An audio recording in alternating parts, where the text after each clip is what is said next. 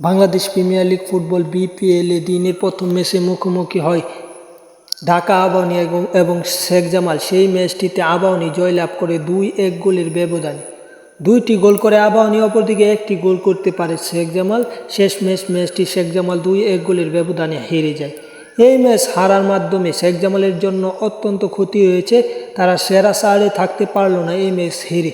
অপরদিকে এই ম্যাচ জিতে নিজেদের তৃতীয় স্থানটা অত্যন্ত শক্তিশালী করলো এবং দ্বিতীয় স্থানে ওঠার জন্য কিছুটা এগিয়ে গেলেও মোহামেডান ভালো করছে, তাই আবাহনীর জন্য দ্বিতীয় স্থানে ওঠা কঠিন হবে। এবং টেবিলের 5 নম্বরে এই ম্যাচের ফলাফল শেষে টেবিলের 5-এ আছে শেখ জামাল এবং টেবিলের 3-এ আছে ঢাকা আবাহনী।